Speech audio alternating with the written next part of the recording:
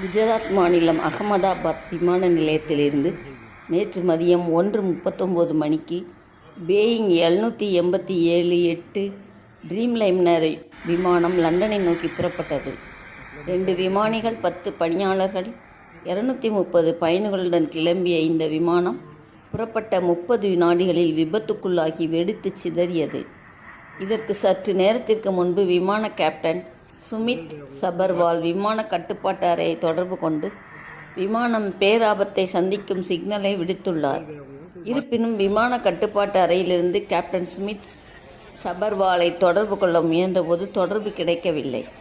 அதற்குள் விமானம் விபத்தில் சிக்கி வெடித்து சிதறியது.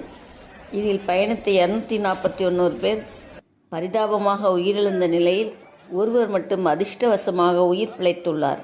அதே சமயம் விமானம் வெடித்து சிதறி வீழ்ந்த பகுதியில் இருந்த மருத்துவக் கல்லூரியின் மாணவர்களின் விடுதி பலத்த சேதமடைந்துள்ளது. முன்னதாக விமானம் மருத்துவக் கல்லூரி விடுதியின் மேல் விழுந்தபோது அங்கு பல மருத்துவர்கள் மற்றும் மாணவர்கள் உணவருந்தி கொண்டிருந்தனர். இதில் பலர் உயிரிழந்திருக்கலாம் என சந்தேகிக்கப்படுகிறது. இந்நிலையில் இந்த விபத்தில் 4 மருத்துவ மாணவர்கள் உயிரிழந்துள்ளனர். விடுதியில் இருந்த மருத்துவ மாணவர்களை பார்க்க வந்த அவர்களது உறவினர் 6 பேரும் உயிரிழந்துள்ளதாக தகவல் வெளியாகியுள்ளது. இந்த தகவலை மருத்துவ மாணவர்கள் சங்கம் அதிகாரப்பூர்வமாக அறிவித்துள்ளது.